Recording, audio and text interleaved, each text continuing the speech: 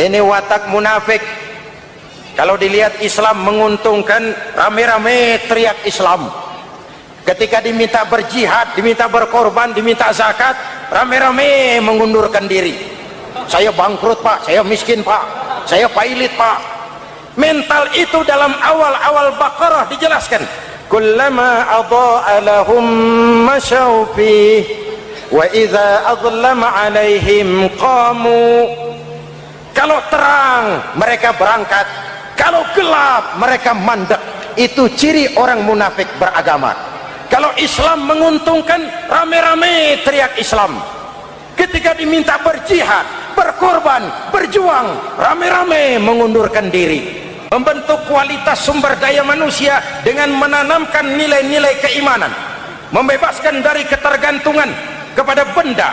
Ya ayyuhan nasu ubudu rabbakumul ladzi khalaqakum. Hai manusia, Tuhanmu yang perlu kau sembah hanyalah Tuhan yang telah menciptakan kamu. Jangan menyembah Tuhan yang tidak pernah menciptakan kamu. Mengapa kau menyembah harta padahal dirimu lebih berharga dari harta? Kenapa kau menyembah pangkat dan jabatan padahal dirimu lebih berharga dari pangkat dan jabatan?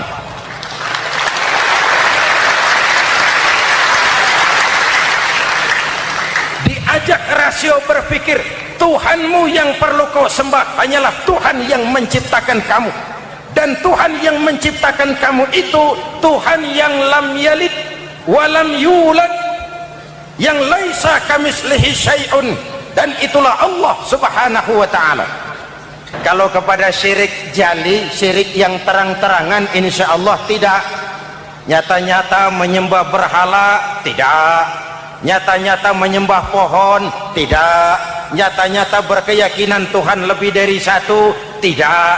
Tapi kita sering terjebak pada syirik kecil, syirik khafi, syirik yang tersamar. Saya sejak pakai cincin ini, jangankan anak gadis, nenek-nenek ngelihat saya cincin. Jangankan anak gadis, nenek-nenek lihat saya lemes cincin. Ini saya sejak ada perkutut rumah ini dagang lancar perkutut. Ini Ramadan bulan penempaan nilai-nilai keimanan. Misi utama Quran menegakkan tauhid, memerangi kemusyrikan, membebaskan manusia dari ketergantungan kepada benda. Dari situ kualitas sumber daya manusia dimulai. Saya sering mengungkapkan selama ini sistem pendidikan kita cuma mengisi otak, bukan membentuk watak. Otak diisi segala macam ilmu, tapi hati kosong, agama rapuh, akhirnya moral rendah. Muncul manusia-manusia yang pintar, cuma sayang tidak benar. Indonesia kita bangkrut, Indonesia kita terpuruk, Indonesia kita sakit sekarang ini kan ulahnya orang-orang yang pintar tapi tidak benar.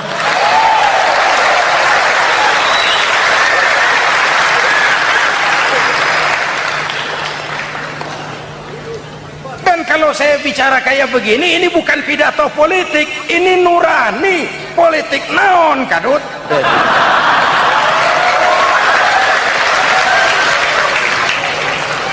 Ini nurani, ini tanggung jawab sebagai anak bangsa. Manusia bersuku-suku, ya. Manusia berbangsa-bangsa, memang itu diakui oleh Al-Quran. Min dzakari wa untha wa ja'alnakum syu'uban wa qabaila. Kami ciptakan kamu dari laki-laki dan perempuan. Kami jadikan kamu bersuku-suku dan berbangsa-bangsa. Apa tujuannya? Agar kamu saling mengenal satu dengan yang lain.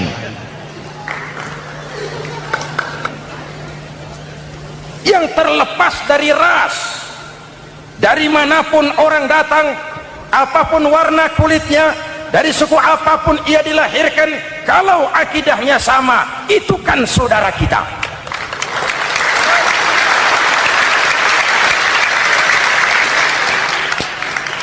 Seperti di masjid, kita tidak peduli dari mana kita datang. Yang datang dari kidul, madhab ngulon mang, Yang datang dari sebelah lor madep ngulon mang, yang datang dari sebelah wetan madep kulon mang, yang datang dari kulon madep ngulon. Bukan soal dari mana kau datang, tapi satu arah menghadapmu. Kau mau Betawi, mau Sunda, mau Jawa, mau Padang, mau Aceh, mau Batak, mau Ambon, kita satu nusa, satu bangsa, satu bahasa. Marilah kita jadi lem perekat buat lingkungan kita di saat keutuhan kita sebagai bangsa sedang dalam ujian berat. Semangat kebersamaan atas dasar keadilan. Tidak ada mayoritas menekan minoritas. Umat Islam itu kalau besar dia mampu melindungi yang kecil, kalau kecil dia bisa menjaga diri. Tiap sholat Jumat khatib berpesan pada akhir khutbah kedua, innallaha ya'muru bil adli wal ihsan, innallaha ya'muru bil adli wal ihsan. Allah memerintahkan kamu menegakkan keadilan dengan argumen, bukan dengan sentimen. Mengajak, bukan mengejek. Merangkul, tidak untuk tujuan memukul. Kalau sebagai bangsa kita utuh, kompak dan bersatu, saya yakin kita akan bisa mengatasi kesulitan-kesulitan sekarang ini.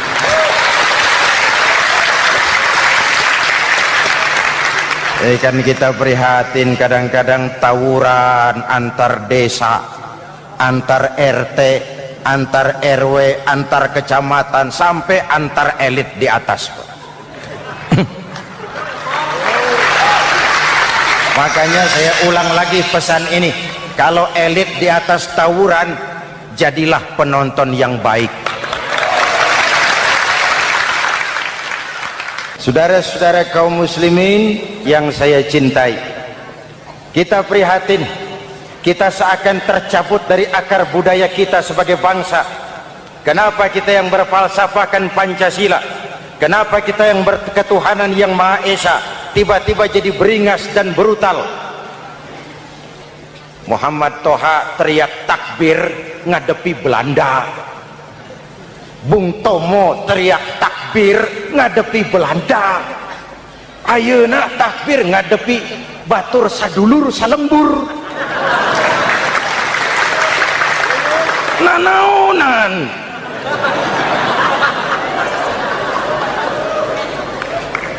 Bung Tomo teriak takbir, Muhammad Toha teriak takbir, yang dihadapi jelas penjajah Belanda. Kita ngadepi saudara sendiri, Allahu Akbar, yang sana teriak Allahu Akbar, setan tepuk tangan di tengah. Yuk kita rukun, yuk kita kompak, yuk kita bersatu, yuk. Ada maling ayam ketangkap, disiram bensin, dibakar hidup-hidup. Kok kita bisa begitu? Street justice, pengadilan jalanan mulai tegak. Iyalah kita tidak puas dengan kerja aparat kita, tapi jangan main hakim sendiri. Ini negara, bukan hutan.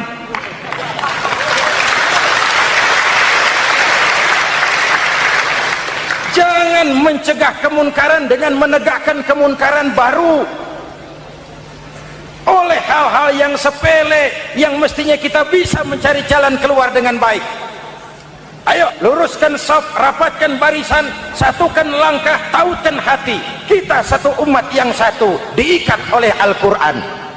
Hanya dengan kebersamaan kita akan mampu menata hari esok yang lebih baik atas dasar keadilan dan kebenaran.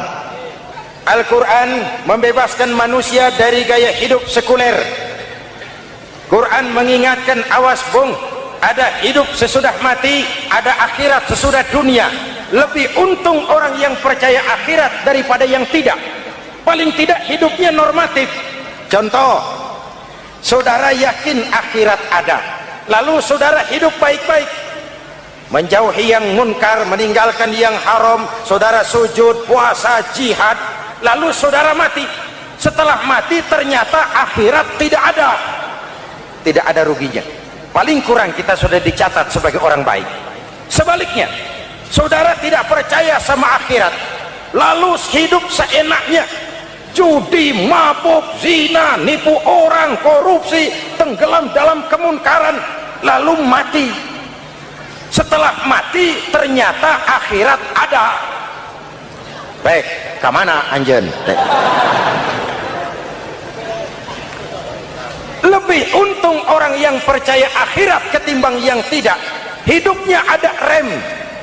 Iya Pak, saya kepengen banyak uang, tapi kalau main judi nanti di akhirat bagaimana? Iya, saya kepengen jadi orang kaya, tapi kalau korupsi, nipu orang, buka peternakan tuyul, nanti di akhirat bagaimana? Gaya hidup yang berkeseimbangan. Ada hidup sesudah mati dan ada akhirat sesudah dunia. Yang keempat, Quran membebaskan manusia dari belenggu kebodohan. Quran ayat yang pertama turun sudah berkata, Iqra, baca, kamu jangan jadi bodoh. Kebodohan menimbulkan kemiskinan, kemiskinan mendekatkan kepada kekufuran. Quran mengangkat harkat, derajat dan martabat kaum wanita. Sebelum Quran turun, sebelum Islam datang, nasib wanita sangat menyedihkan. Dilahirkan hanya untuk melahirkan. Kalaupun berperan, peranannya tidak lebih segitiga. Dapur, sumur, kasur. Kasur, sumur, dapur. Dapur, sumur, kasur. Wanita dilecehkan, sekadar alat pemuas nafsu. Datang Islam, Rasul terenyuh. An-nisa imadul bilad. Wanita adalah tiangnya negara. Jikalau baik wanita, baik negara. Jikalau rusak wanita, hancur negara. Karena wanita negara jaya. Betul? Karena wanita negara hancur. Betul? Maka wanita adalah bidadari yang kadang-kadang setan. Kadang-kadang.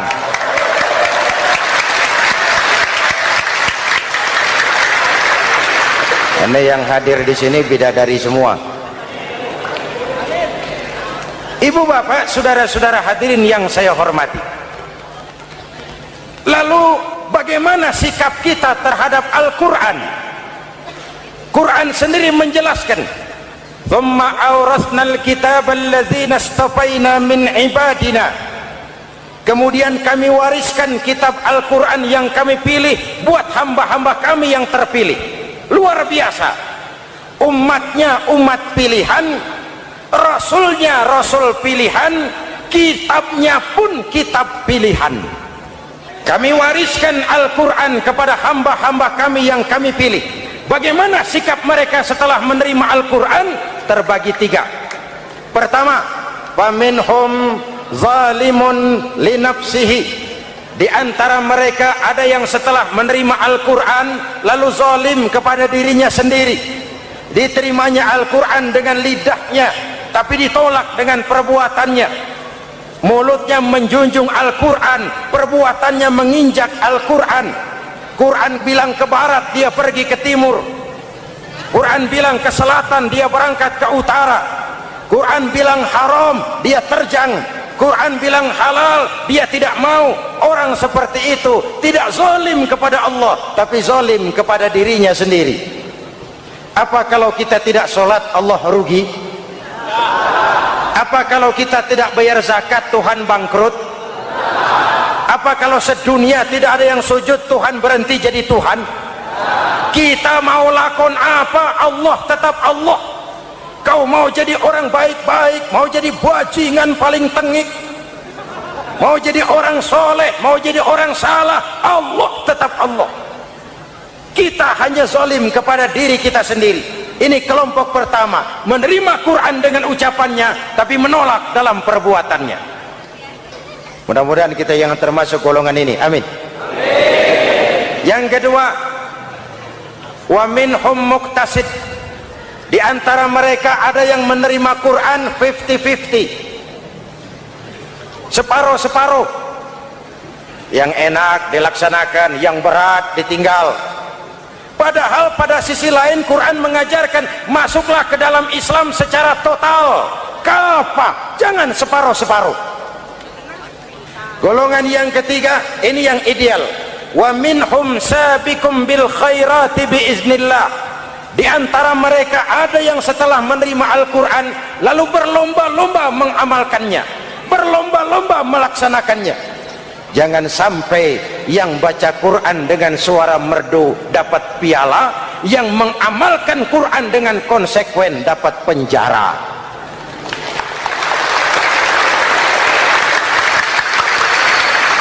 Itu ironi, itu menyedihkan, itu memilukan, dan itu memalukan. Pilihan terserah kita.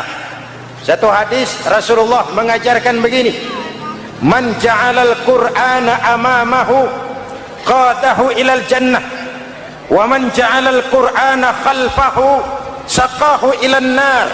Siapa yang meletakkan Quran di depannya, dijadikannya Quran sebagai imam, Quran akan membimbing dia ke surga, surga dunia, lebih-lebih surga akhirat.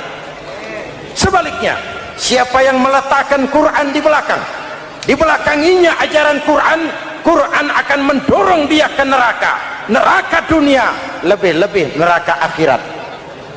Quran imam apa makmum? Kita makmum apa imam? Makmum ikut imam apa imam ikut makmum? Makmum ikut imam. Jikalau Quran adalah imam, jikalau kita adalah makmum, ke barat kata Quran, ke barat kita berangkat. Ke timur kata Quran, ke timur kita menuju. Halal kata Quran, itu yang kita ambil.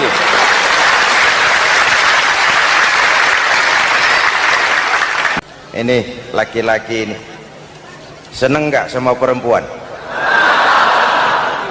Normal. Kalau nggak seneng saya ragu-ragu.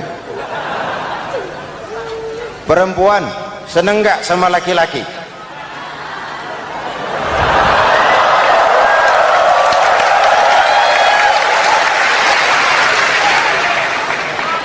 Ini fitrah. Laki-laki suka perempuan, perempuan suka laki-laki. Quran memahami itu. Hai laki-laki, kau senang dengan perempuan. Hai perempuan, kau suka dengan laki-laki. Oke, lewat sini, lewat pintu yang disebut nikah. Kalau kitab suci melarang nikah, itu bertentangan dengan fitrah manusia. Maka dalam Quran, mulai dari umat sampai ulama dan segala profesi dianjurkan nikah. Kalau kiai tidak boleh nikah, saya pilih mengundurkan diri, Pak.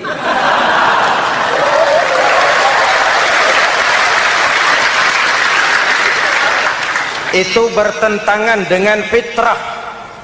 Lagian mubazir dikasih perabotan nggak dipakai.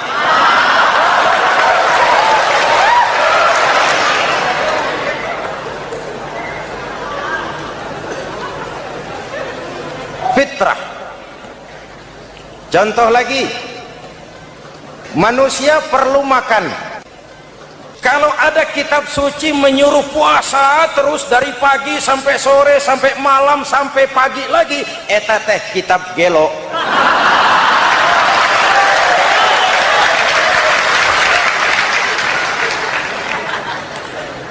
Quran sesuai dengan fitrah. Puasa mulai dari imsak sampai datang waktu maghrib. Puasa ngebleng dari pagi sampai sore sampai malam merusak kesehatan. Malam berpuasa boleh bergaul dengan istri. Kenapa? Fitrah. Kalau siang tidak boleh, malam tidak boleh, sebulan penuh panas kepala.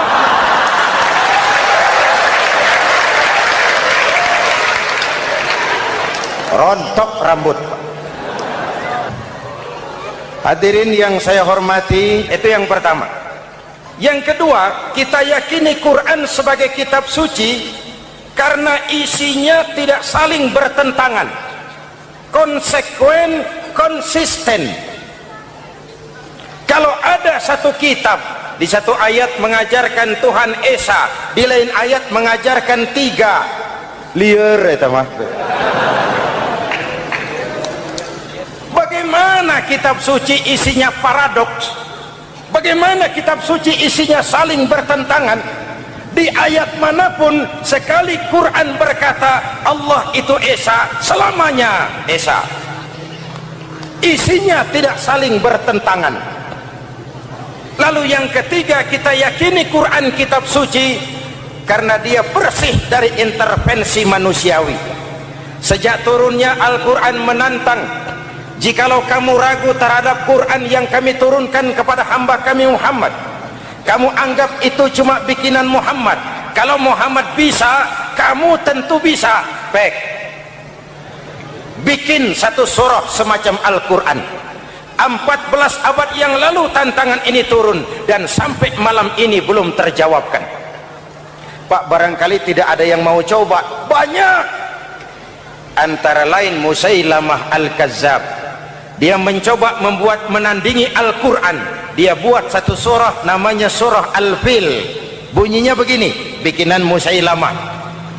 Al-Fil, wa mal-fil, wa ma adraka mal-fil, lahu khurtumun tawil, wa lahu zail.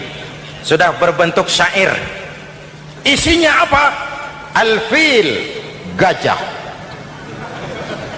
Wa mal-fil, apakah gajah itu? Wa ma adraka mal-fil, tahukah kamu apa itu gajah? Lahu khurtumun tawil, dia punya belalai panjang. Walahu zail, dan dia punya ekor. Nggak usah turun ayat begituan, orang tahu.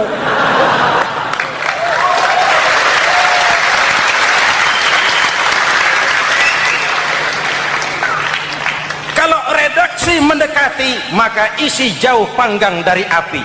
Kitab suci bersih dari campur tangan manusiawi.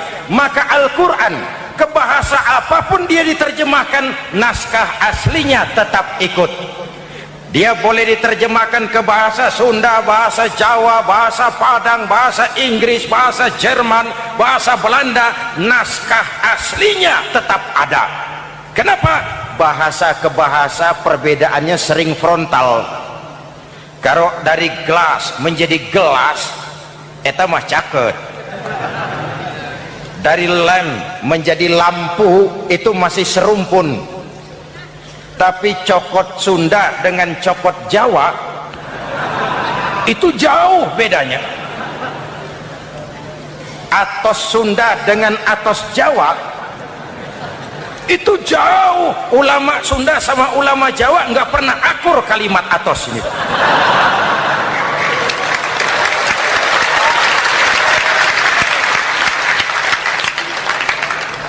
Inilah kebenaran janji Allah, inna nahnu nazzalna dzikra wa inna lahu lahafizun. Kami yang turunkan Al-Quran, kami yang akan menjaganya. Ribuan orang hafal Al-Quran. Lalu apa pesan-pesan misi utama Al-Quran? Pertama, menegakkan tauhid. Ini yang lebih dahulu. Ibu bapak, saudara-saudara hadirin yang saya hormati, Rasul kalau masuk sepertiga yang akhir, sing-singan baju, hamparkan sajadah, lebih banyak di masjid daripada di rumah. Itu Rasul. Maka sepertiga yang akhir masjid makin ramai. Lihat Masjidil Haram. Lain dengan kita. Sepertiga yang akhir masjid mulai mengalami kemajuan. Safnya makin maju.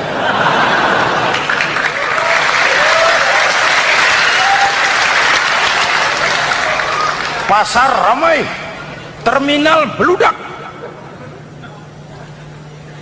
Padahal sepertiga yang akhir itu puncak. Padahal di situ nilai tambah. Dan anggap ini Ramadan terakhir yang diberikan Allah kepada kita. Kenapa? Memang tidak ada jaminan tahun depan ketemu Ramadan lagi.